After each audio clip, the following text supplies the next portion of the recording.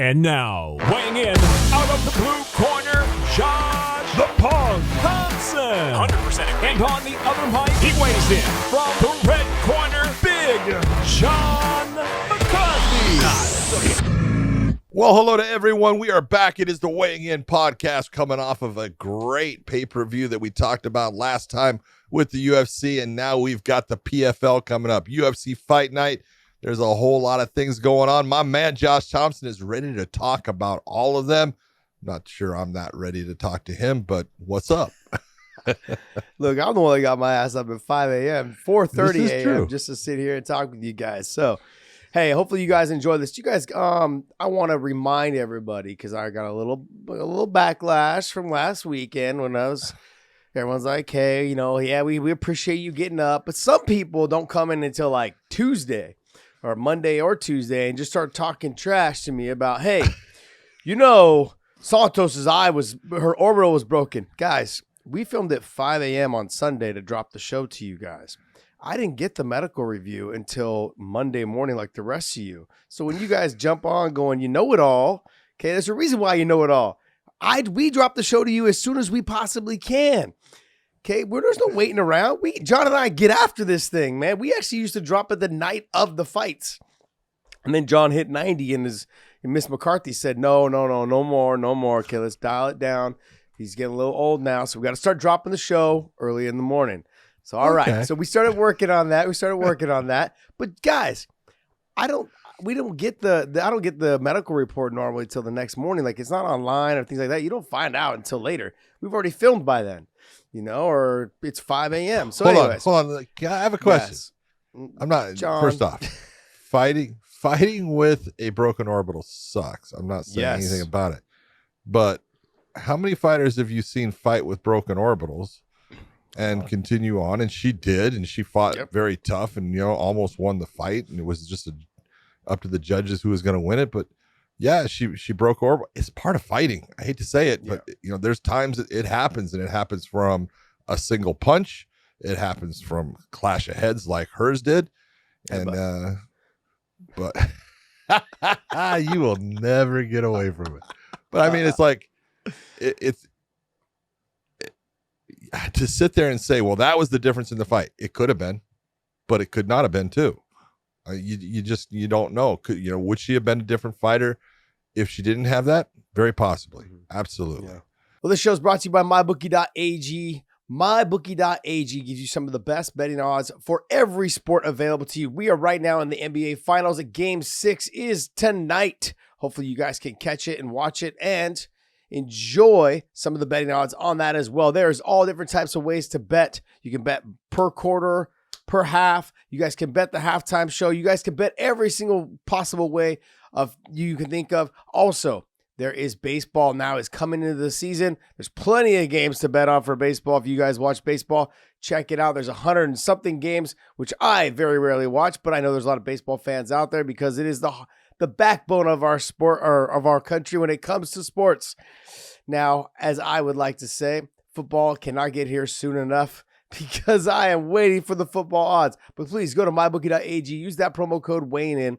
If you would have listened to us a little bit last weekend, you would have made a little bit of extra spending cash. But with your first initial deposit, you will get some spending cash from mybookie.ag. Use that promo code right there, weighing in, and also that QR code that's available. And if you click on that, use our promo code weighing in at mybookie.ag and make that extra cash. John, this is going to go down in history as one of those fights that I want to actually go back through and you and I kind of break it down step by step, round by round, because a lot of people are saying that she lost round 2. I don't know if you said that or not, but I know that we were talking about the stand-up from Herzog. I'm a huge Jason Herzog fan. You know that. Most people should know that by now. I love Jason Herzog. Man, I loved him from a long time ago when he used to ref my fights before, when I used to think I was fighting two people in the cage, okay, because he bounces around so much.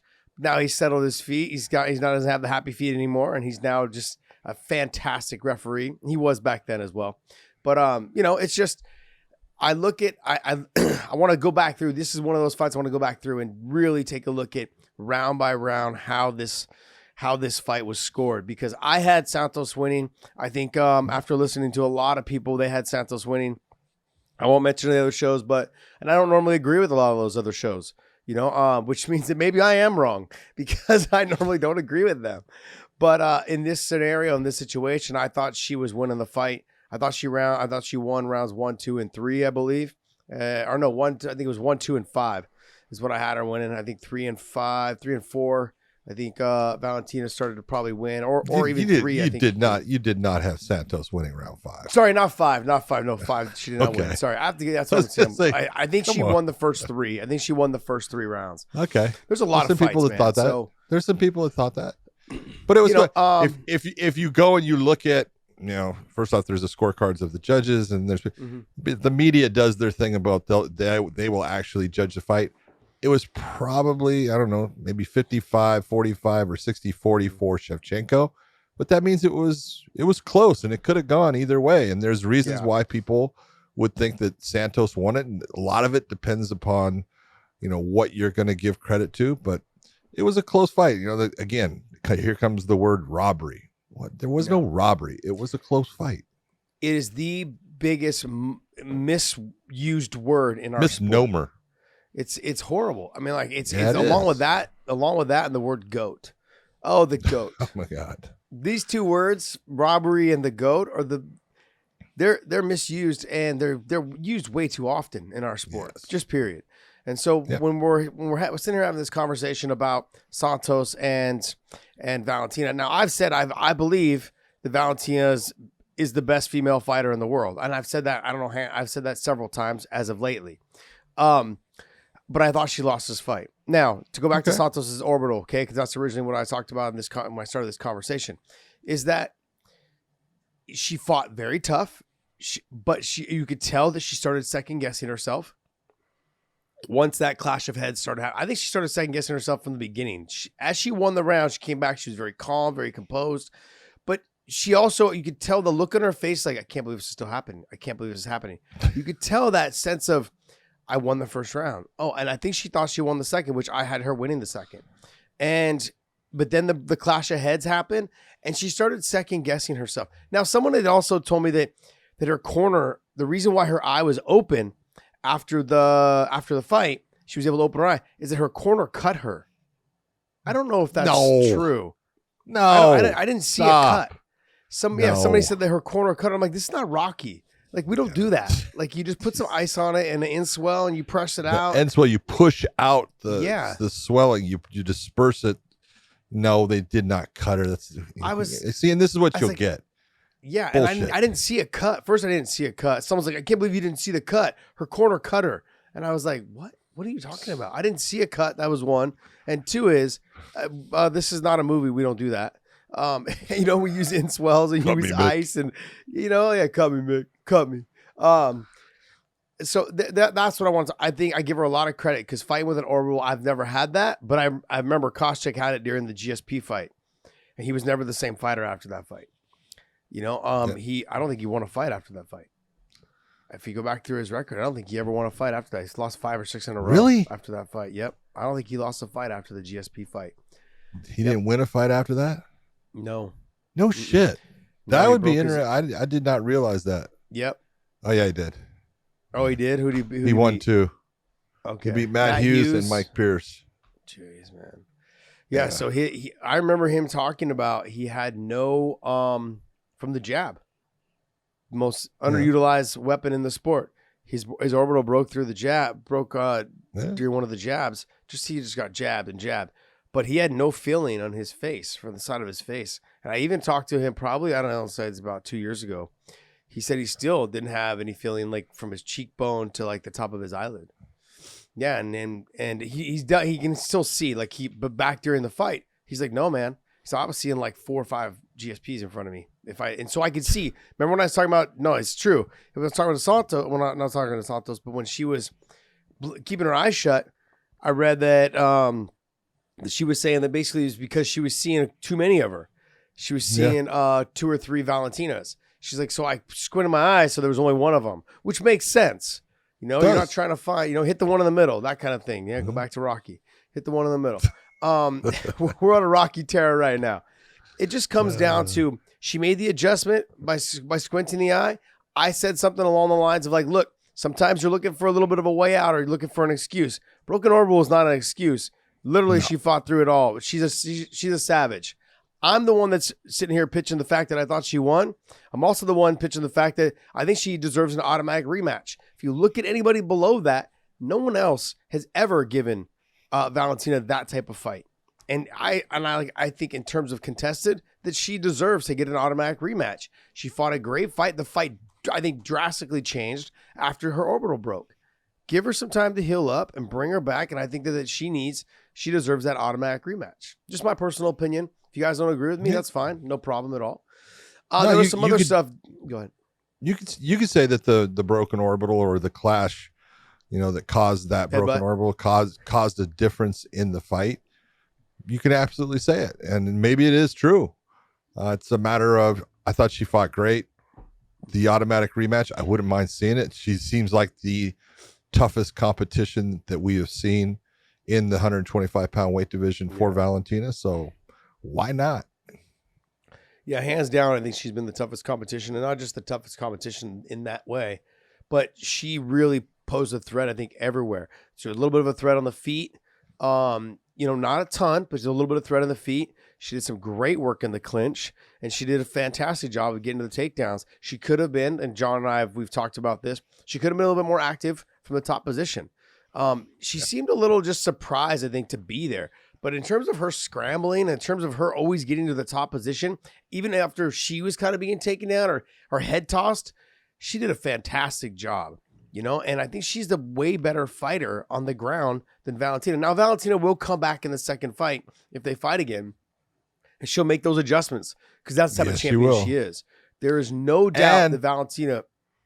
She will also have a different form of motivation, because this is what I talk about all the time. When you're Valentina, you're the champ. You can look at that. You can look across there. You can say, oh, she's only been beaten once. She's, 19-1, all that stuff. It's hard to get up for every fight that you're going to have. And this is, your life changes as time goes on and you become the champion, and then you're making more money. Everything changes, and people expect you to be this robot. They expect you to be this person that can just walk out there and be this devastating monster whenever you're turned on. It doesn't happen. Fighters have good days. They have bad days. They have days that, they don't feel very good even walking out there. They have days where they feel great. You just don't know what those days are. Here's the biggest difference. Josh, this as good as anyone. Baseball. You talked about baseball being our, that's the backbone of our sporting whatever. Okay. For our country, obviously the NFL is the biggest, but baseball, you could have a bad game. But you're going to have a game either the next day, maybe even the same day at times. You get a doubleheader. You'll have a game the next day or a day after that. And so you go and you prove yourself again, and boom, you're back in line. Football, does Tom Brady ever have a bad game? Yeah, it's rare, but he has them. And 1 week later, he can get rid of all that. Fighting is different. You don't get to just fight, after 1 week or 2 weeks normally. That's just not what happens. That only happens when you win, and usually you win convincingly. You might get that quick return. But when you have a bad fight, you have to now wait 3-4 months before you can get back in there and hope that this is a good day that, you can go back out and show who you are. But it's all that time that, you have to live with that. I didn't perform the way I wanted. It's different. It's just different. And people expect the fighters to be non-human. They're human. Yeah. No, I agree. That's exactly true. Santos having to deliver a performance after the clash of heads. John, I'm just gonna the clash of heads. That was very good. I'm glad you said it the correct way. After the clash of heads, I mean, she still had to deliver 2 more rounds, and that's difficult. Look, when I fought Benson, I tore all the ligaments in my wrist, broke my thumb, and one of the bones up into my wrist as well. It's just it's hard. It's not just hard to go through the pain. Sometimes, like for mine, right? My bone would slide up into my wrist, so it looked like my hand was really deformed. It was one of those shocking things you've never seen before. I've never seen before. I'm sure, John, you've seen a lot as a former police officer. And so there's things that, when you look down and your skin's all crinkled up and your bones up into your wrist and it's kind of moving around, you're just thinking to yourself, this is disgusting. Absolutely disgusting. That's what I was thinking as I was seeing it. Yeah. I was seeing it on top of that's right, you were in the cage with us. And so and on top of just the feeling, you know, and not just looking at that, but with her, the pain, from what I understand, because when I talked with Koscheck, I talked to a couple other fighters that had broke their orbitals that they trained at AKA. They're like, it's just the pain, nonstop pain and pulsing and throbbing, as well as triple vision, black spots, whatever it is. Majority of it's been like double and triple vision that they've had to deal with during the fight while someone's trying to knock your block off. Yep. So I tip my hat to her for finishing. Before you guys rip on me and us, we drop the shows early Sunday morning. And or sometimes that night. If the fights are a little bit earlier, we'll drop it that night. Or we'll film that night. So we don't always hear the press conference. We don't always hear, oh, look at that. Very unprofessional, 1950s? John. Wow. Wow. 1950s ringer. That was good. A 1950s ringer. Like, that's when they were used to hang up the phone. When they would put the phone on the wall and hang it up. Yeah, the dial tone one. So, we normally film very early, sometimes even before the press conference is done. And so just want you guys to understand that. And then that's why we're talking about it now. We're coming back and we're correcting some of our errors, or at least touching back on some of the situation. Look, we ranted on enough about the Valentina and Santos fight, but there's some more we're going to talk about from last weekend. The Jiri Prochaska and Glover fight. Jiri rips his performance, says Glover to Shera against Glover. Look, let's be honest. And this is another thing where a ton of fighters, a ton of fighters and a ton of media fighters have come out and said, look, this was a really bad performance by both fighters.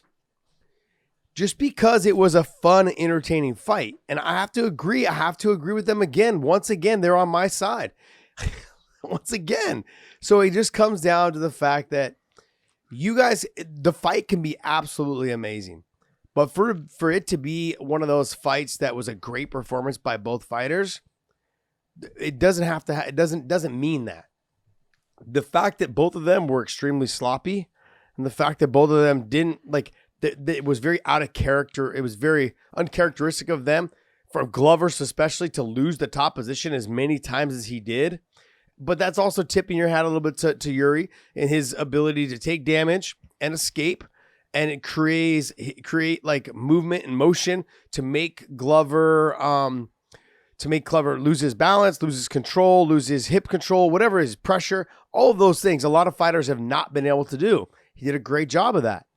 And on the feet, Glover, and that was the other thing, is people thinking that Glover was way outclassed on the feet, in reality was not. And at the end of the fight, had plenty of opportunities to win that fight by knocking him out. Yeah. He was hurting him a lot in that fifth round. So there's a lot of things though, but he also did not fight smart as well. Jiri didn't fight smart, didn't fight composed. Glover didn't fight smart, didn't fight composed in some situations. In terms of a championship fight, John, I have to agree that it was one of the more sloppiest performances from both fighters. But still an outstanding performance in terms of fighting. Great fight. Outstanding fight. To watch. Yes. A great fight to watch. And many times, some of the best fights to watch are not fights where you say, well, the fighters had a really high fight IQ in that. Yeah. Okay. All right. What's one of the fights that actually helped get the UFC out there? Forrest Griffin versus Stephan Bonner. Was that a great fight as far as fight IQ? No, it was a great fight. It was a tough finale, John. And we look at the tough finales now and we think to ourselves, what are we watching? I don't care. It's a matter of Carla Esparza fought Rose Namajunas. You could talk about both of them showed a lot of high fight IQ, and they did. And because of it, the fight was boring. So, look, you could pick apart anything you want. And if Jiri wants to pick apart his own performance, that's okay. That's his performance, and he can do that. And he could believe that, you know what, he should have fought a lot smarter. He would have fought a lot better. Okay. But to sit there and say, oh, you know what, the Glover that, I fought, that's what Anthony Smith was saying. The Glover I fought was just way better. He was Glover, and he was Glover in this fight, and he was Glover in your fight.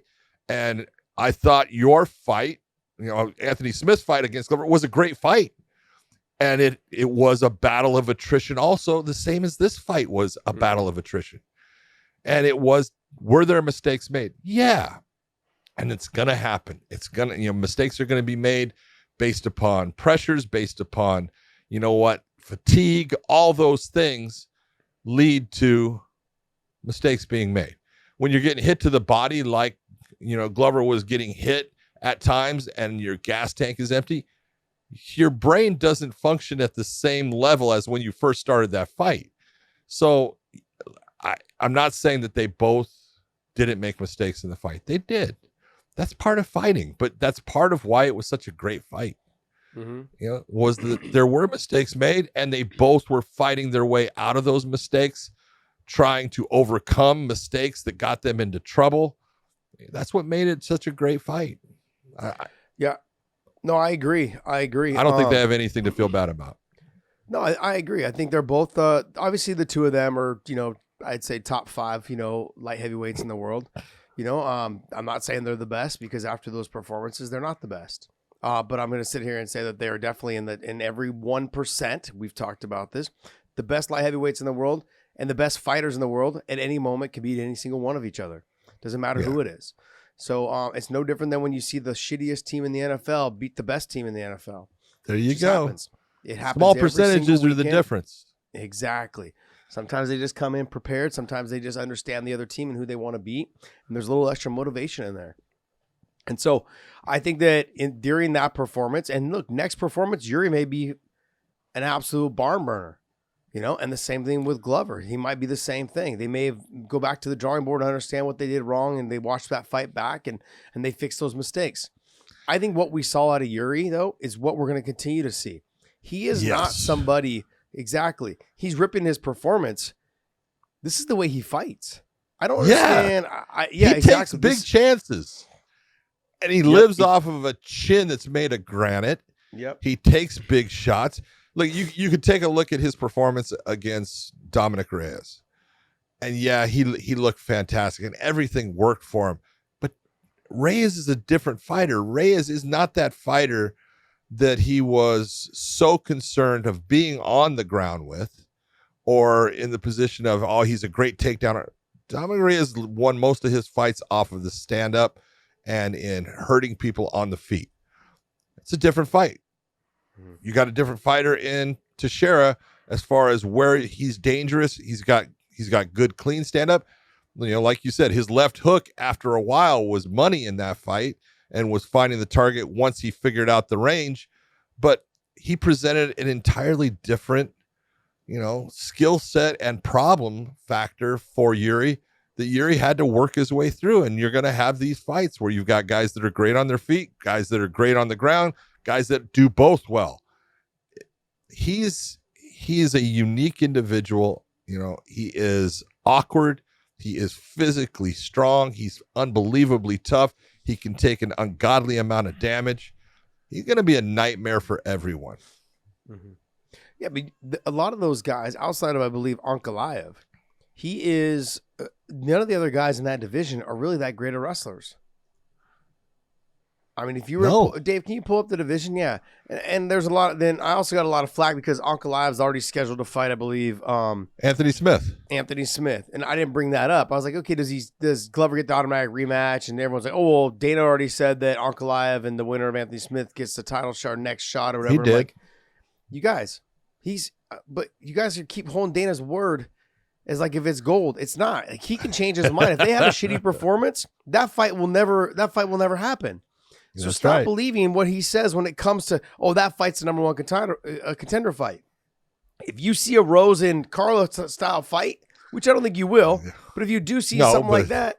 If you do, guess what? You're not going to see either one of them fighting for the title. You're not going to see either one of them fight for the title. That's my point. My point is like, look, I would rather see Glover run it back because he's 42 years old, but I also understand as a promotion, they're probably not going to do that. But if I look at this weight division here, can you blow it up a little bit more? My eyes are real bad. So Glover he's got some wrestling. He's definitely got some jiu-jitsu. Jan is not a wrestler. Okay. Rakic is out for a while with his knee. Rakic. Everyone's told me that I'm saying it right. And you're saying it wrong. Is it Rakic? Yeah, that's what I've heard. Yeah. Okay, Rakic. Look, people in the comments have told me I'm saying it right, but see, that's why I read the comments because I want to know. The comments. Rakic. So Ankalaev is probably the best wrestler in this division. When it comes to just straight wrestling, and he's a fantastic fighter. But then you have Smith, Santos, Reyes. Craig is a good jiu-jitsu guy, but not a good wrestler. His takedowns are not that great. They're okay. He needs to work a lot on those. And when I get down below all that, Ozdemir, Hill, those guys they're all stand-up guys. So there's not a lot of threat for Jiri in terms of who, when he fights somebody, of him being concerned about being taken down. Ankalaev is probably the next best thing outside of Glover and having to deal with maybe Paul Craig jumping guard or jumping on a leg lock or something like that. He's tough. He's good. There's no doubt about Jiri being all those things. He can absorb damage. He's very unpredictable when he's from the bottom position. He'll work off the fence. He'll kick off the fence. He'll roll. He'll give a submission to get out. All of those things. But this is a big reason why sure, he's entertaining. He's exciting. That's why I don't think he's going to be champion very long. John, how many champions have we had since John Jones has walked away? This is our third one. Third. Yeah, Blachowicz. How many? Blachowicz wins it against Dominic Reyes. Then you have Glover. Blachowicz loses to Glover, and Glover loses to Prohaska. Here's the question. This is going to be a revolving door of titles. Do me a favor. Pull up the date of Yuri's first fight in the UFC. It was against Ozdemir. So I want everyone to remember, because back then, when that happened, the real thing was when Jiri came into the UFC, which was his first fight was July of 2020. Okay, he had beaten CB Dalloway at Ryzen, the fight before that. But when Jiri came in, I want all the fans to remember, they said, he sucks. He ain't shit. And I said, this dude is really fucking good. He's awkward. He's hard. All this stuff.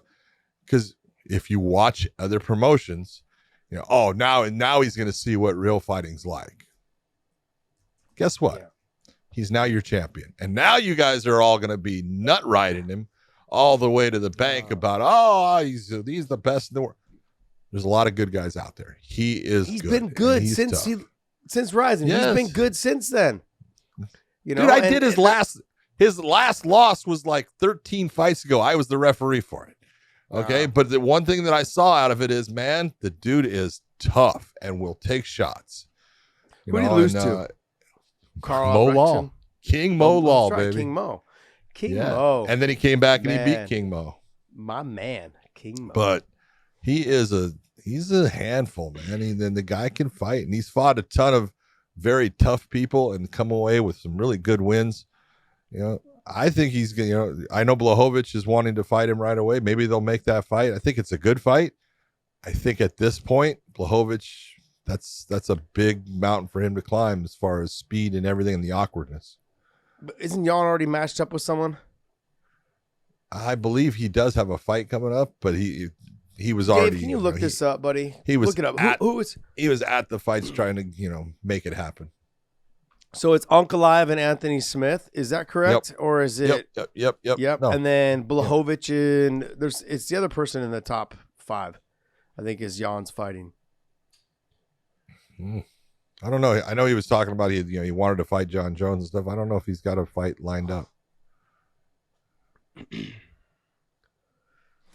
I'm gonna look here. It'll be on here if he does. He doesn't currently have one. It looks like like he has one because he just beat Rakic, as you said. Yeah. I'm now saying Rakic. Go back to the rankings, please. Go back to that ranking system. I thought he's sitting there right now at number 2. Yeah. That would make him the guy that you would think.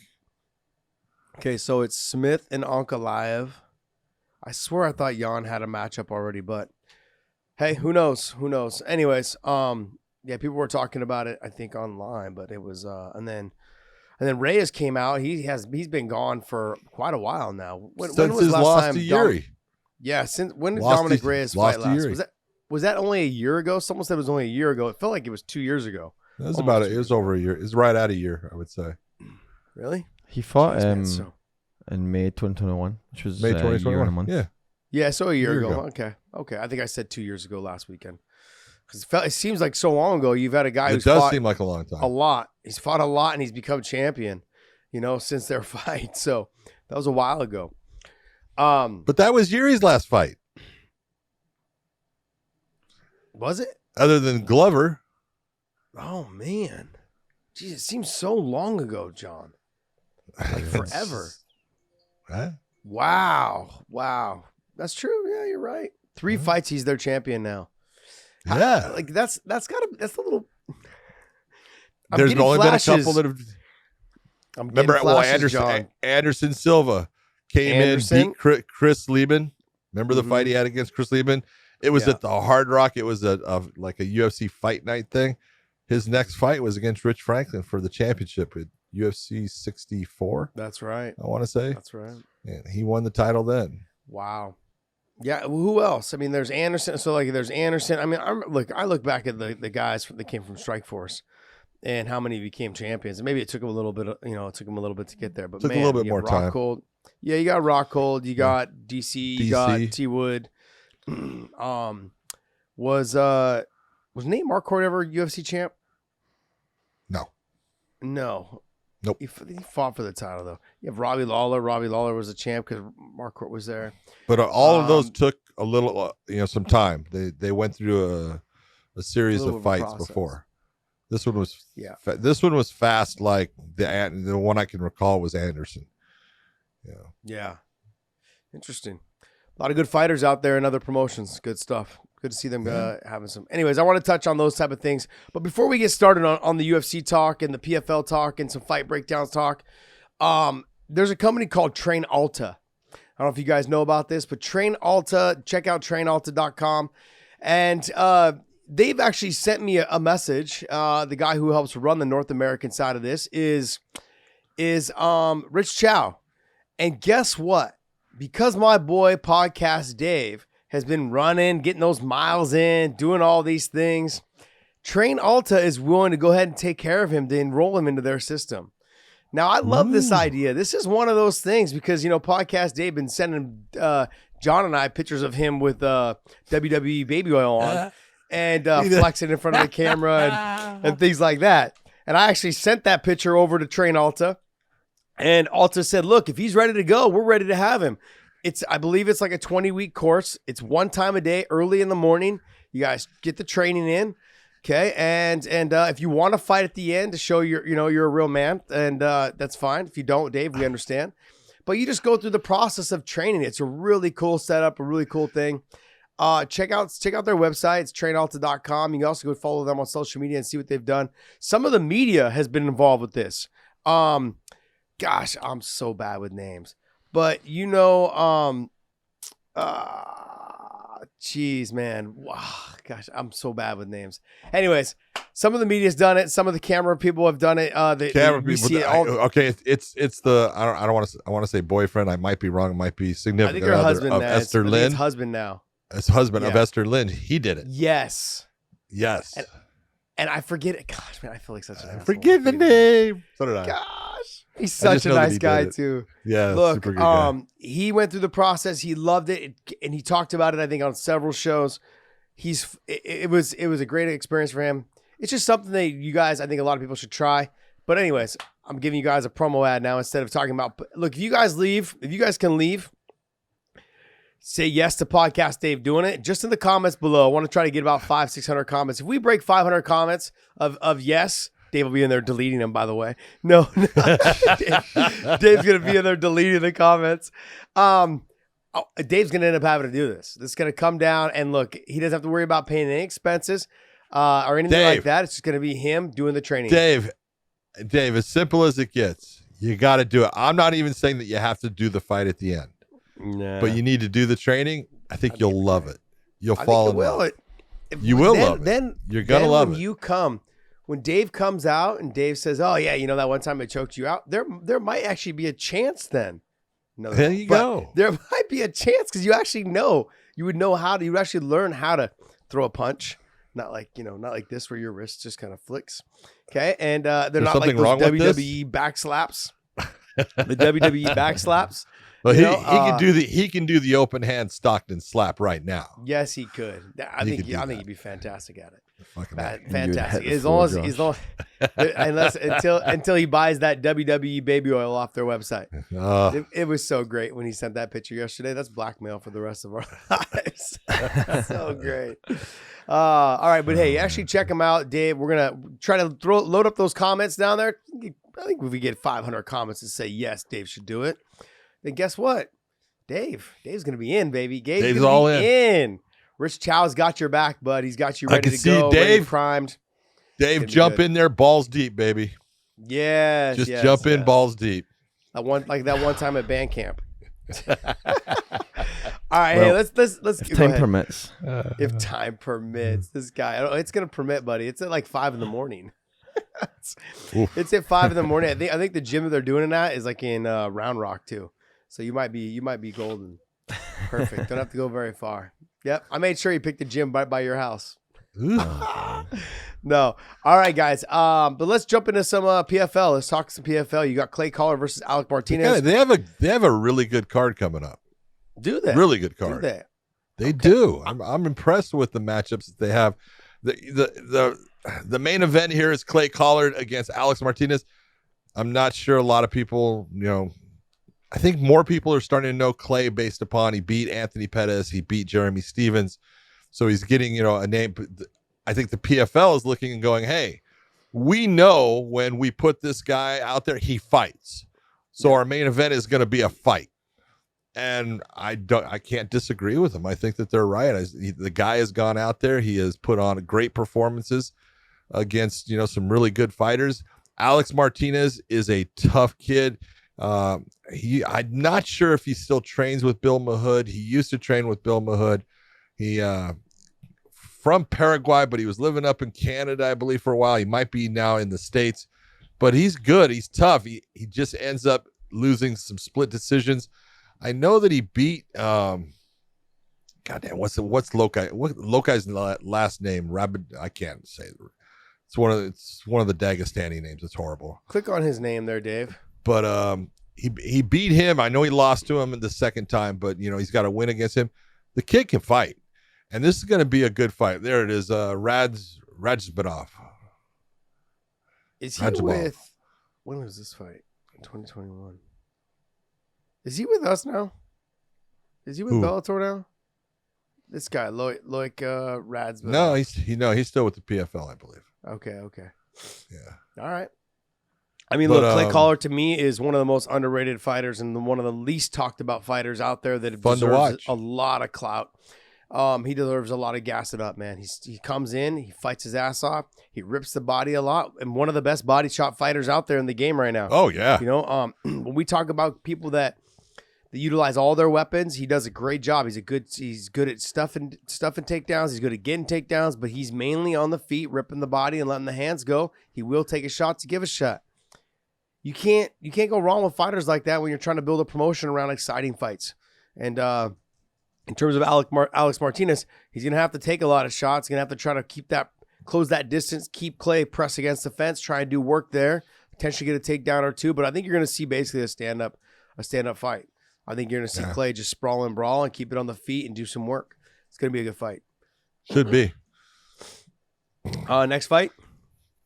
The Brazilian Showdown, Bruce Suto against Antonio Carlos Jr. I hate when we call him Shoeface.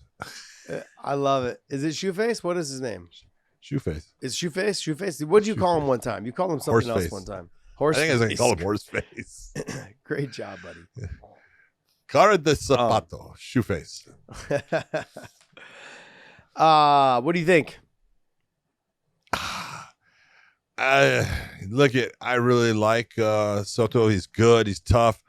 I just think the experience of Antonio Carlos Jr. and he's good everywhere. He's got good stand up. He's got a really good ground game. I think just his experience in fighting a higher level of competition throughout his career is going to pay dividends against his opponent in this fight. I got to go with him. Got it. Look, there's 2 fights on this card. The rest of them, I'm kind of like, okay, look, they're good fights. But these are the 2 fights that I'm really into is Manfio and Mercer and Stevens versus Miles Price. Yeah, Mercier. Yeah.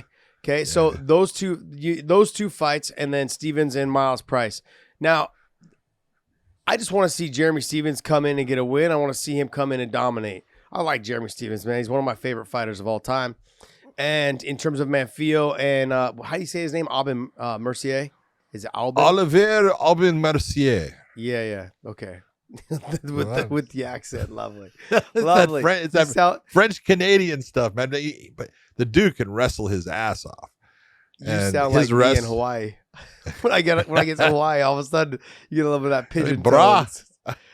It's so weird, John. In other countries, I don't do that, but in Hawaii, it's like every single time I get there, it happens. Such a tool. That's all right, because you got so many friends there in Hawaii. But I mean, seriously, Manfio is the guy that won the title for the PFL last time. This is a tough fight for him. He's good in the stand-up. He's got a good ground game, but he does not want to be underneath Mercier in this fight. And Mercier's got the ability to take him off his feet.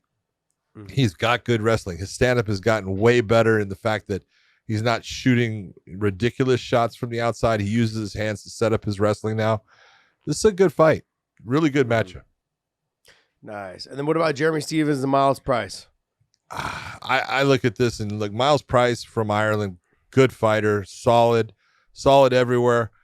I just don't think that in this fight he's got the experience to beat Jeremy. Jeremy's going to come out and sling leather. He's going to throw bombs at him the whole time. Jeremy's got good takedown defense. I would see Miles actually trying to take Jeremy off of his feet in this. It's going to be difficult for him. If he does do it, he's got a chance of, doing well in the fight and winning the fight if he can do it multiple times. I'm just not sure that he can do that against Jeremy. I think this is a fight for Jeremy to get himself back. He had a great performance against Clay Collard. That was a great fight. Mm-hmm. He lost it, but man, he freaking went out there and was just throwing shots. He was in shape. You could see it because, man, he was winging heavy leather the entire time. I think this is a good fight for him to get back on track, get himself a win in the PFL, and move on. I've trained with Miles. Miles was at AKA for a while. I don't think he has the wrestling to get Jeremy down. I don't either. For him to withstand the amount of punishment he's going to take trying to get that takedown, I don't know if he can. He leaves himself open quite a bit on the feet. He's a little gun shy when it comes to letting the hands go. He's really trying to push to the clinch, trying to get to the takedowns, trying to get to the body locks, trying to get all those things that close the space. He is a little weird and awkward because he's got one of those. He's long, his style. He doesn't seem like he's very strong, which he's not. But he has good control when he gets into those positions. I just think Jeremy's just a fucking bulldog, man. And every time he breaks away from that clinch, if Jeremy makes him pay, you go back and you watch like the Fabian Edwards fight with Lyoto Machida, or fights where fighters make you pay as soon as you're done. What's her name? Weili Zhang, when she fought Jessica Andrade, when they got into the clinch, letting the elbows and knees go, and then when she broke away, letting the hands fly, really touching her up, really rocking her. Those are the type of things you need to see, constantly making them work. Jeremy's going to have to be doing that and making Miles pay to make him very gun shy. And I think he will. Yeah. John, I don't know anything about, Akhmedov, we all know, but I don't know anything about the other guy, Ostosalis or whatever. I don't he's from Lithuania. I hate saying the name, but he's a good fighter. And, Amari is a guy. Amari is that he's the hammer. And when he's on and he's pushing and he's doing well, man, he is crushing and he's good. Fought in the UFC there. I'm just in that position. This is a very close fight, and it could, Amari now is fighting at light heavyweight. He was fighting at middleweight, I believe, before. And Theodoros, good fighter, good solid fighter everywhere. He just cannot allow Akhmedov. He cannot let Akhmedov get to the point where he's pushing him around the cage. Dictating the cage. He's got to be able to stand his ground at times and push Akhmedov back, make him respect him. He gets that respect. He's got a very good chance of winning that fight. Got it. Now, a guy that used to fight in Bellator, he's had a little bit of success here in PFL. I think he was in the UFC for a little bit as well, wasn't he? Marcin Held? Yeah. Yeah, Marcin went to the UFC. He went to the UFC, and then he went to PFL. Another tough Polish fighter. Unbelievable. Yeah. Poland's got some studs, man. They got some mean people there. If he could just open up a little bit more on the feet, I think he'd have a little bit more success. If he could spend the time to really learn the stand-up, his grappling would come along it would be more effective. Well, his grappling's fantastic. It's absolutely insane, especially the leg locks, knee bars, and all those type of transitions. He's phenomenal. But sometimes he puts so much into that takedown to get there, and so much into he squeezes so hard that he gasses himself. Yep. You know, he's that fast twitch muscle fighter. He does not have that real, over time endurance. He steps on the gas pedal, and once he does, he better get that win because you can see him start to tail off. But that's a great matchup. Nathan is good everywhere, good ground game. Can he stop what Held does? Yeah, possibly. But man, Marcin Held, he's slick. He can get on top and he can do damage real quick, and he can grab. His leg locks are for real. Yeah. No, they are. His transitions are smooth. That's one thing I've really enjoyed watching him fight over the years, is that his transition from one leg lock to another, he does it off of the clinch, he does it off of the stand-up, he does it off being taken down. Those are things that you want to see. You feel like you're never safe when you're fighting somebody like that. Yeah. So, all right, well, hey, that's going to wrap up our PFL talk. Let's jump right into the UFC, John. Let's see what they've got to offer. UFC on ESPN 37, Kattar versus Emmett. We're just fans.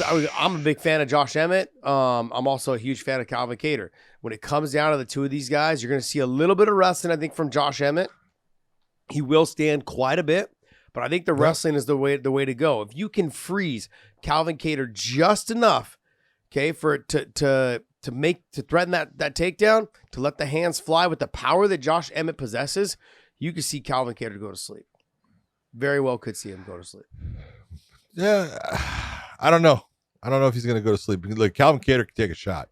Calvin Kattar is a good all-around MMA fighter. He's got great stand-up. There's only been one guy that has made Calvin Kattar look like, oh, he's average. And that was Max Holloway. And Max Holloway on that night, I'm not saying that, I love Max. That night, Max Holloway could have beat anybody. Yeah. He was that good. He was that on. He was that sharp, that accurate, that precise. Just, it was his night, and so I look at Calvin Kattar, and man, he has fought some studs, and he has just looked great doing it against a lot of good fighters. Now, Josh Emmett has power, and obviously power can touch one time and it can be the end of the fight. He's got better wrestling if you go straight wrestler for wrestler than Calvin Kattar, but he ain't going to just take Calvin Kattar down. That's going to be a tough road for him to go on to get that. And he's going to be taking shots the whole time. This is the toughest fight, in my opinion, that Josh Emmett has had. He's had some tough ones at times and stuff, this is the one that's going to say exactly where he's at, because he beats Calvin Kattar. He is the guy that you got to say he's deserving of being up there and getting a shot against Volkanovski. Yeah, I mean, I think with Josh being, he was out for a while because of his knee? Yeah, the knee injury. Dealing with some knee. Yeah, he's set, 17-2. He's got power. He's always exciting to watch fight. He's got to, if he gets a win over Calvin Kattar, really, realistically, I think at his age, at 37 years old, yep, he's got to jump the line.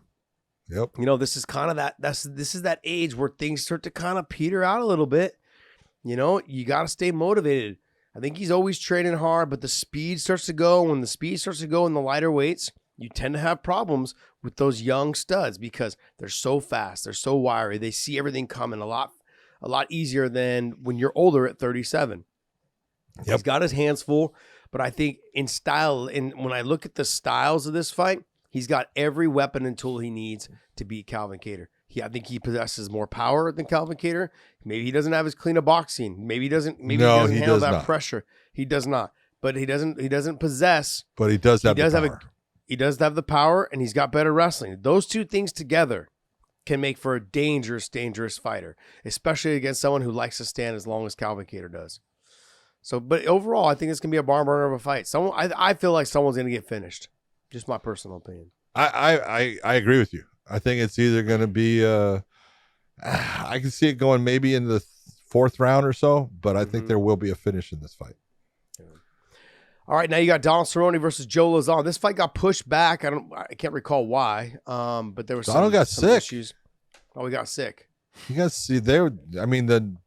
He went through the weight cut, all ready to go. He got sick the day of the fight. That sucks, man. That sucks. He must have eaten that the Japanese bento box. He ate the bento box. He ate the bento box.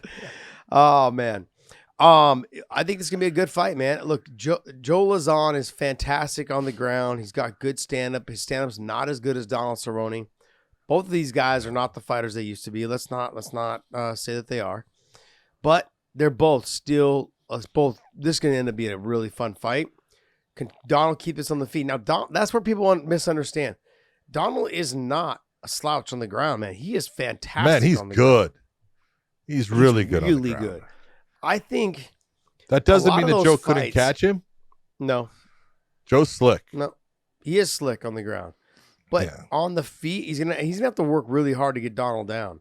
To get Cerrone down on the ground, Cerrone's 6 foot, 6'1", lifting that guy up, getting his feet up off the ground to actually get the takedown is going to be difficult. And on the ground, I think Donald Cerrone's got super strong legs. He's really aggressive in attacks in terms of armbar triangle game, and Joe Lauzon's going to have to be careful. And I don't know if I thought I read that basically like one of them is going to have to retire after this if they, when they lose. It's kind of just that time. But I think you guys know, I'm trying to remember where I read it. I think maybe Joe said it. Joe's like, yeah, this is kind of like. I think he did. Yeah, Joe. I think Joe was the guy that said it. Yeah, Joe Lauzon said, yeah, I think, one of us is going to probably have to retire after we if whoever loses this fight. Oh, wait, he says apparently refused to retire. Or says he refuses retirement after he and Cerrone tried to murder each other. Nah. Oh, wait, so that was actually for 274, not committing to retirement. Explains why he didn't retire. There's nothing new on it. He said prior to the last fight, the last scheduled bout, that he didn't plan to retire. Yeah. Okay. Well, look, I like both of these fighters. They're both really, really good people. I'm excited to see both of them fight. I think Donald's going to keep it on the feet, and Joe Lauzon's going to try to get it to the ground. But to think that if Joe gets to the ground, that he's just going to walk right through Cerrone's guard and submit him, you guys are sadly mistaken. I think a lot of you guys know that already, the hardcore fans that are listening to us. You guys know Donald Cerrone is a stud on the ground. He's good off his back. He's good on top. He's got good elbows. I mean, the guy's been in the game for so long because he is a true mixed martial artist. He can do it everywhere. He just hasn't had to because not a lot of people try to take him down. And he likes to stand up. A lot of them end up being submitted, the ones that have taken him to the ground. So keep that in mind. Should be a fun fight though, John. Yep. Good one. Tim Means against Kevin Hall in the battle of the tall, skinny guys. Tall, long, and lanky, baby. I love this matchup. I look at Tim Means. I've known him since he was fighting in King of the Cage. And he was just a monster down there. And then he came to the UFC, and he's been a solid, great fighter throughout his time in the UFC. He's got some solid big wins. This would be another one of those big ones, with Kevin getting the I don't know, I want to say the push that he got off of those 5 fights that he did in 2020 during the COVID thing, and everything. But they match up well. Tim is on the inside, and he's called the Dirty Bird for a reason, man. He is nasty inside with his knees, his elbows. He gets into the clinch positions. He's always going to exit by making you pay and landing something on you. Kevin Holland's going to have to be very wary in the stand-up where he's at. On the ground, they both match up well. I think Kevin Holland might be a little bit better in the submission game, but this is a great matchup. I think this is one of those ones you look at and you go, I wish I would have thought of that matchup. It's really a good fight. There's a lot of other fights on this card. John, is there any of them that really stand out to you? I mean, I see that Adrian Yanez is making his return after his loss to Fialho. Yep. You got Joaquin Buckley also, Mr. Spinning back kick to the face, superstar. I mean, his career exploded after that in terms of people wanting to know who he was. I think he's coming off of a loss, or is he coming off a win and then he had a loss right after that fight? His last fight. I think he had a loss right after that fight, but then he's had 2 wins now. Then he beat 2. Al Hassan. Yeah. Yeah, that was a fight that fight against Al Hassan. That was a close fight. It was split decision. A lot of people thought he had won it, but very close decision as far as that fight. But if you're gonna go after a fight that I think is fun and is going to be entertaining, the Cuban Missile Crisis. Julian Marquez against Gregory Rodriguez in the middleweight division. That's going to be a slugfest. Marquez is fun. He's got power in his hands. He's got the greatest interviews, I think, going right now. He's matching up with the Chael Sonnen type persona, and he's fun to watch. Danny Sabatello might have something to say against that. Oh, that's true. That's true. That's another good one. But Gregory Rodriguez has come on, and he's had some great fights in the UFC. Coming out of the LFA, he's looked really good. This is a tough matchup because he's got a guy with heavy hands in front of him, but he's got good stand-up. He's got a good ground game. If he takes Marquez to the ground, you would think that he might have the advantage, although Marquez has come up with some submission victories of his own. But I just think the matchup-wise, I think that's a fun fight. Yeah. I agree. What other fights on here excite you? I'm a big fan of Court McKee, Jeremiah Wells. That should be a good fight as well. Court McKee is just the guy that just continues to keep doing what he's doing. He's really sticking to what he does best. He's a little bit of that Glover Teixeira type feel to him. He just comes out, sticks with what he knows well, what he does well, pushes the pace, gets in your face, touches you with the striking, tries to wrestle you a little bit, dominates the top position. He's a stud. Jeremiah Wells is going to have to sprawl and brawl, keep this thing on the feet maybe, and try to outspeed him. But I don't know, man. Court McKee with his newfound focus in terms of what he thinks what he knows he needs to get done. He seems to be doing it. Well, there's a couple. Danny Chavez is fighting Carter Ramos. Danny Chavez is one of the fastest sons of bitches you'll ever see. The dude has got speed. He's fun to watch. Ramos is going to try to slow him down. He's good in the stand-up. He's good on the ground. But Danny Chavez, if he can keep it on the feet, that's a fun fight to watch. The other one, it's funny that Eddie Wineland and Cody Stamann are so far down on the card, but so is Phil Haas and Deron Winn. And I look at that one wrestling-wise, when you look at that fight, Phil Haas, good wrestler, Deron Winn, outstanding wrestler, but Deron Winn being, I don't know how to say this and not in any way disrespect him, being a guy who has got a lightweight frame and is fighting in a middleweight class based upon he's thick and he's got big legs and he carries weight, but he just is not a big guy as far as his frame. Doesn't, reach wise is always at a deficit, but man, his wrestling is superb.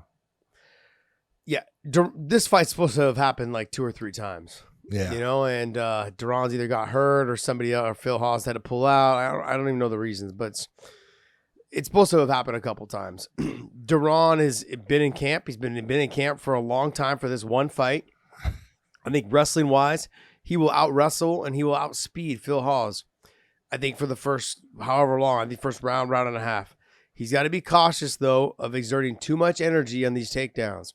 His blast double, Deron Winn's blast double, and his transition from the double to turning to the back, it's phenomenal, man. He's so quick on the shot. He just got to make sure that he doesn't spend too much time throwing big haymakers with his striking that really, when they miss, take a lot out of you. So if he can do that, stay composed, try to stay long with his striking, straight punches, they get there faster, they land harder, mix that in with your wrestling. If you get to that top position, hopefully you can utilize that top position to do some work. it's just kind of weird to me though, John, that you've got Eddie Wineland, Cody Stamann, you got Phil Halls, Deron Wynn, and Delize or whatever, and Dawkins. Yeah, Delize against Kyle Dawkins down at the very beginning. I'm like, wow. Yeah. I don't remember what position Kyle Dawkins against Kevin Holland was, but I want to say it was either co-main or main event on a fight night, and now he's opening up the show. Yeah, I wish I. Here, I'll pull up these a couple of these last fight cards and we'll see. Because his fight against Kevin Holland, if you could look at that one, see where the placement on that was.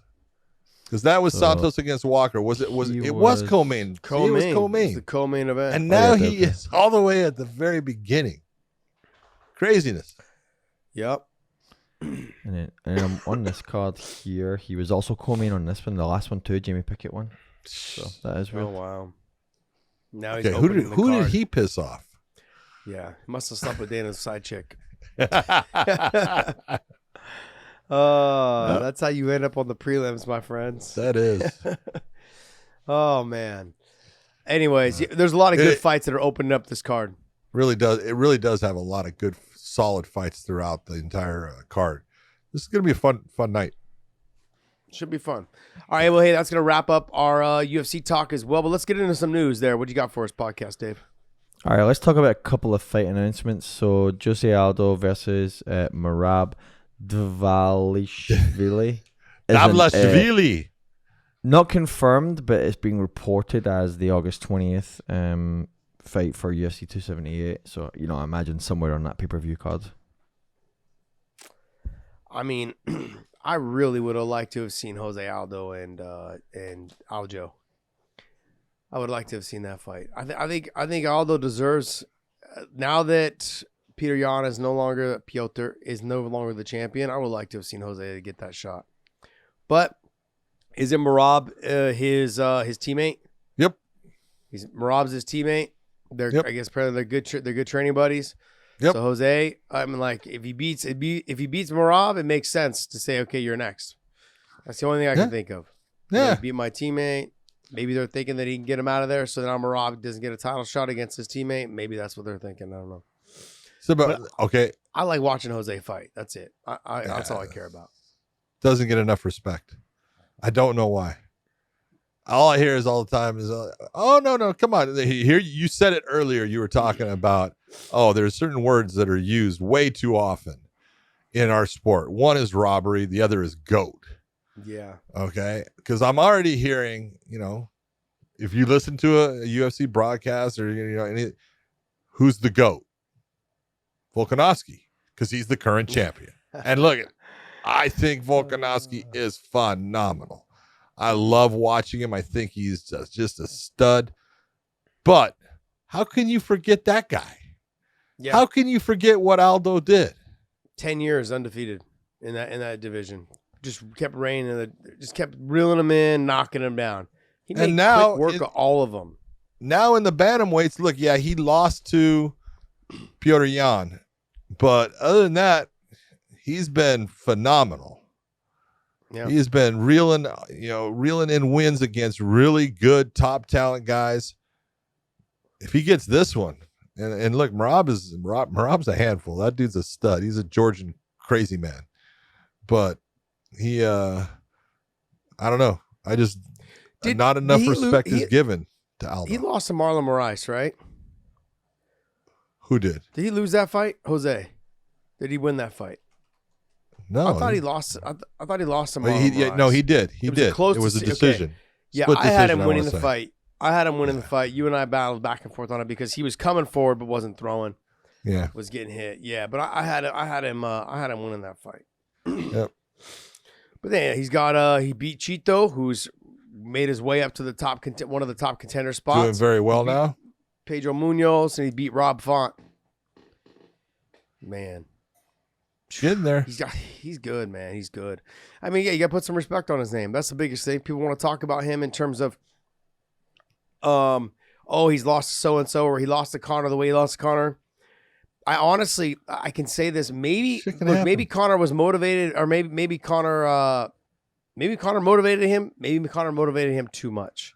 Yeah. Maybe it was the anger. Maybe because all the other fights, when you watch him fight from before, people were afraid of him. Yep. Conor wasn't afraid of him. And I think that's kind of where Jose just, all of the antics, all those things. He never faced anyone that had done that. No one had ever really faced anybody that had ever done that.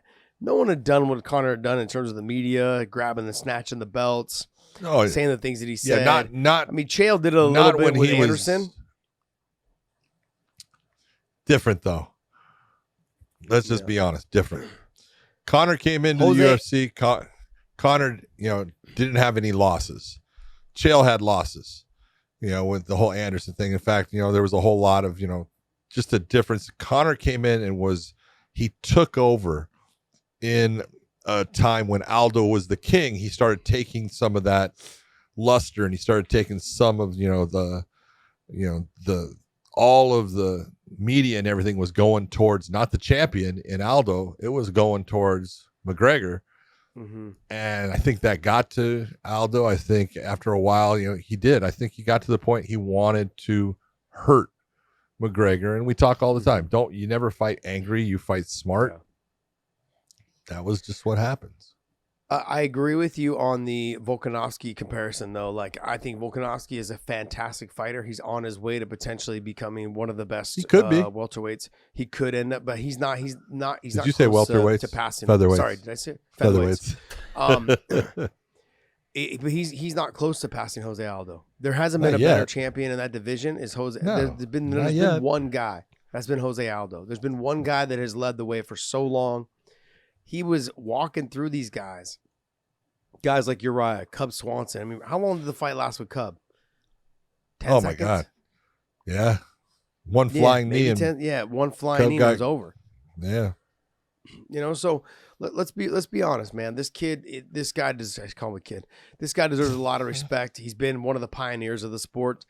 I mean, he looks like he's 50, but I think he's only, 32, 33 years old, something like that. He looks like he's 50? Did you say that? Yeah, he does. Let's not lie, John. Let's be real. He looks like he's 50, but man, the guy, he's 35. Okay, he's 35 years old. He looks phenomenal in my opinion. No, his body looks phenomenal, but he has aged significantly in the last, I'd say, 4 or 5 years. His face. Okay.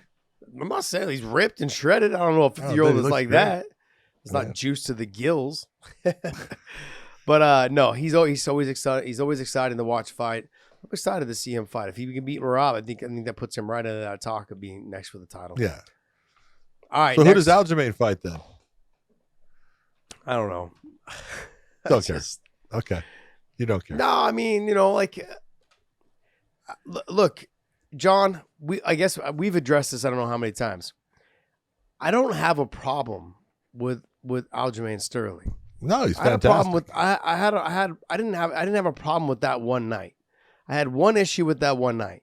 The acting was horrendous. That's all. The rest of it, I could care less. If he would have just stood up and said, "Look, man, I'm not feeling good after that knee. I'm not continuing." I'd have been like, "All right, I got a lot of respect for you." Yeah. But the acting at the end is really what got me. Outside of all that, I don't give a shit. Like, I think Aljamain Sterling is a fantastic fighter. If I was to sit up here and say, "Oh, he's this, he's that," and like all these things, I'd be lying. And I've never said anything else outside of that. I mean, he's a great wrestler. He's got good submissions. He's great at taking the back. He's all of those things. He's fantastic. Okay. That being said, that doesn't take away the fact that night he was an actor and a really bad actor. Just the look on the face, raising the hand. Just take it like it is. Hey, man, I got knee in the face. It really hurt. He definitely got knee. I'm not taking my chance with a killer like Peter Yan and having to try to go in however many more rounds after that knee. It's just not fair to myself, and I didn't fight this hard to get to a title shot for it to be taken away that way. That's all. That's all it had to be said. And I would have said, you know what? That's a true man right there that deserves to be like, hey, I understand. You know how long fighters take to get there, John? It takes forever. Yeah. It takes forever. And for him to finally get the shot and for the knee like that to happen, I would have never have second guessed it. I'm like, he probably could have fought through it maybe. But we're not feeling what he's feeling in that moment. It was the acting that I had a problem with. I don't have a problem with anything to do with him. His skill level, his ability in the cage is fucking insane. He's phenomenal. That all needs to be said. I don't think I've been clear enough about the situation. That's it. I don't care about anything else. I think he's a fantastic fighter. I think he'll be a great champion. Great job against Peter Yan in the last fight. That's it. I'm looking forward to seeing him fight again. But he is in the toughest damn weight class in the sport right now. He is. 135. Absolutely. Oh. He is. Man. And that's the other thing is that in one, they've got some killers in that weight class. Bellator's got some killers in that weight class. PFL doesn't have that weight class. Not that I know of. No. But those other two promotions, there's a plethora of 135-pound bantamweights. And they're everywhere. It doesn't matter what organization you're in. Just say that they're all in the UFC. It's just, you'd be lying to yourself. It's not true. Okay. And fighters that we know, okay, that will remain nameless, and I know it's just training. They spar, they train with all of these guys from all over. Oh, yeah. From all around the world and all different promotions. They all talk. I'm not saying a word, but I know exactly what happens in the training room with all these guys. And hey, they're all good. Yep, they're all good. They're all phenomenal. Yep. That's exactly the thing. We all know how good some of them are because we've seen that. We've seen clips and videos of them training. On top of that, we hear from their coaches who gets the better of who. This is their coaches. Right now, I mean, Aldo jumps back and forth between Longo, MMA, and Extreme Couture now. But, Rafion Stotts has been at Extreme Couture. He's now the interim Bellator title holder. You got Patchy Mix. All those guys are at Extreme Couture, and they're all going against each other all the time. They're all getting better because of it. Yeah, they are. The iron sharpens iron type situation. It definitely plays dividends when it goes there. Pays dividends when they're there. Whether it's Extreme Coutures or any of the other locations. Like we've talked to coaches, and even coaches that their fighter is the one losing. They're like, yeah, that other fighter gets the best of my guy. We've been working on trying to fix that because if we ever have to face each other, we want to make sure that we have it. They talk, man. They understand. For coaches, when we talk to them, they're about as real as they can get with us. They're like, yeah, we got our hands full with him, or yeah, we handle him here. We just got to get it there. Sometimes this is real talk from coaches that sit here and talk to us. So I just want to clarify the whole Aldo situation before we go on. I don't have a problem with them. Let's go on. That was it. All right, next stuff. Let's go on. Next stuff there. All right. Another fight announcement. This one is definite, and it's for September 3rd, and it's Gane versus Tuivasa. I thought this was already announced a while ago because we had talked about it a while ago. Too. This is the London. That's the London headliner, correct? No, this is not London. Paris. Oh, Paris. Okay, Paris. Sorry, Paris. It is Arco Arena, and it would make sense since Gane's from Paris. It would make sense since he's from there. Or he speaks French. Look, let's be honest. Gane's got so many different ways of winning this fight. Takedowns, stand up, speed. He's got his hands full on the feet, but for how long? 5-round fight. Conditioning wise, I think he'll fix some of the stuff that he had a problem with Ngannou. I think he'll fix some of those little problems, those little tweaks here and there, more recovery, a little bit more cardio. And but overall, he's got more ways of winning this fight than Tuivasa. Tuivasa has the sprawling brawl and touching with the hands. I don't think Gane's going to fight that type of fight. I think he's going to wrestle.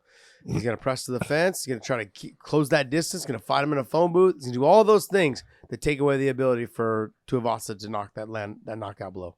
I don't think so. I think Gane's going to fight at range. I think he's going to use his footwork, and I think he's going to sit there and he's going to be a guy who he's not easy to hit. He's very elusive. He's in and out. He uses speed. He's got good speed for a heavyweight. I think he's going to just try to start, adding up and putting damage on Tuivasa and just, keep touching him to the finally, the bridge falls. I think he's going to look at it like, I don't need to go to the ground. Why am I going to go to the ground? I mean, if it hits the ground, he'll be fine. He has no problem being there, but I think he believes in his stand up and his range management. and his ability to make guys overextend and him to use that to counter him, I think that's the way that he's going to look at this fight. We'll see. I think it makes for a fun talk and conversation because I think he's going to have to utilize more of his weapons. I think he's going to have to get a takedown here and there to threaten it, to slow down the hands of Tuivasa. Now, I agree with you on the outside. He may be able to pick and choose his shots. Yeah.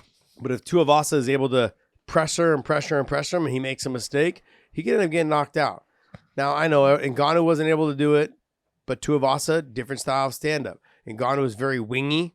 Okay, Tuivasa is a little bit more of that boxing style of fighting. Ngannou he will wing his shots and open up and throw everything with a lot of power. You know, Tuivasa just has that style that I think is a little bit tighter than Ngannou's. Doesn't possess as much power, but his shots will potentially land. Just my take on it. We're gonna see. All right. Anything else, Dave? Yes, so I want to touch on this one before we wrap up the show. Leon Edwards saying that if he wins the belt against Usman, they're obviously officially scheduled to fight. He wants to give George Masvidal the first title shot. What do you guys think about that? Well, wait, there's another one. There's another one that goes along with this one. What's the other one you had? The Carla Esparza one. So Carla came out and said that Weili needs to go off of her timeline for a fight and not Weili's timeline. Weili said she wants to fight Carla.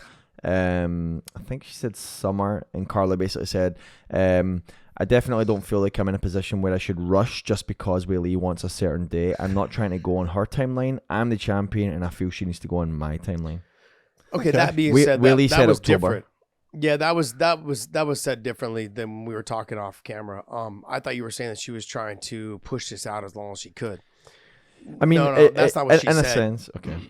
No, that's not what she said. You made me feel like she said that's what she said. I understand what she's saying. She's not gonna let a contender. She's not gonna let a contender, someone who's not the champion, tell me when I'm ready to fight. I'll fight when I'm ready. I'm the champ. Now, with Leon and with Carla, if you're a promoter, you're thinking to yourself, you're doing this. Please, can we just get these fights on? Can we stop talking about what's going to happen next? Let's talk about the fight. Let's get this fight to happen as soon as possible. Carla wants to enjoy being the champion for a while. Let her enjoy it. She's tough. She has her hands full with Weili. It's going to be a tough fight. Weili's good everywhere in comparison to what Carla is. Carla is a good wrestler. She's got good top position. She's going to have her hands full, though. Weili is going to have her hands full in the wrestling, whereas Carla's going to have her hands full in the feet, as well as some of the sprawl and brawl that she possesses. In that clinch, in those dangerous areas that Weili is good with knees and elbows. She's nasty in those areas. Just ask Jessica Andrade, who's a bully herself, but Weili's a bully as well.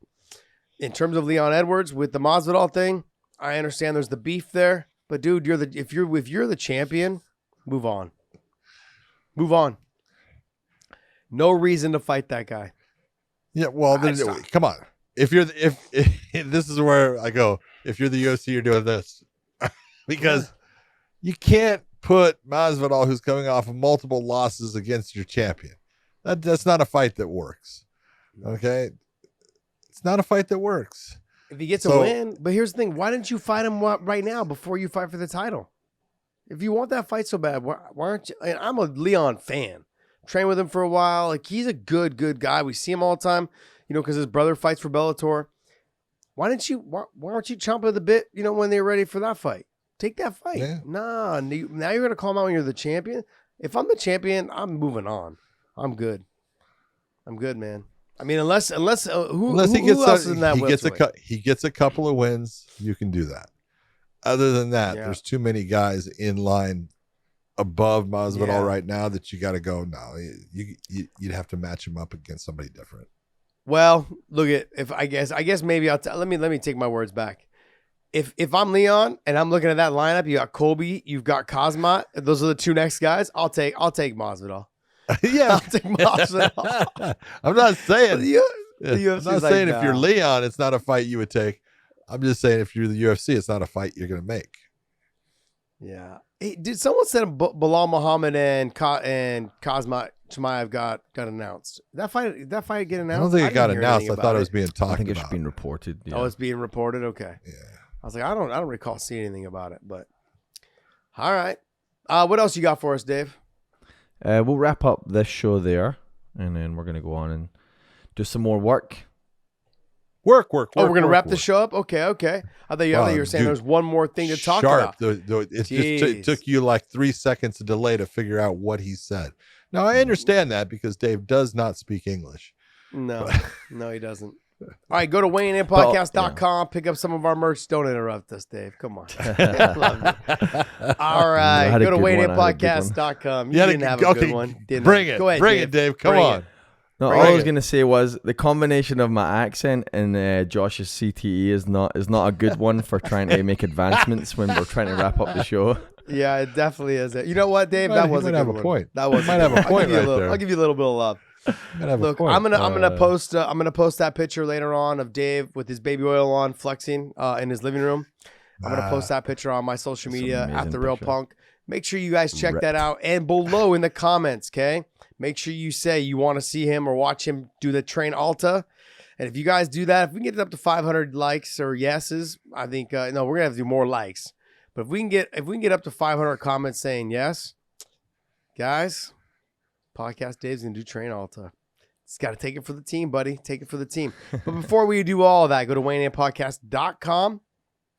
Guys, pick up some of our merch, man. We've got sweatshirts, we've got hoodies, we've got coffee mugs, we've got it all. T-shirts, short sleeves, long sleeves, all of it. So check it all out. We've got our OG logo, and as along with some of our other stuff.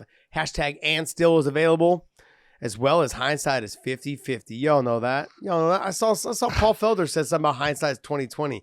Man, this guy is not good at math. It's hindsight is 50-50. Let's go. Huge Paul Felder fan. Just give him a little rub from Josh Thompson. I love the guy. I'm looking forward to one day potentially having him on. I know we were talking with having him on for a while, and we just lost. He was doing a movie. We lost some dialogue, so I got to reach back out to him, see if we can get him on the show. Love that guy. All right, that's gonna wrap us up. John, take us away, buddy. Hey, thanks for everyone showing up, spending some time with us, and listening to all of our crap. We appreciate it. Hope you have a good day. Do something good for someone. Make their day special, and we will see you.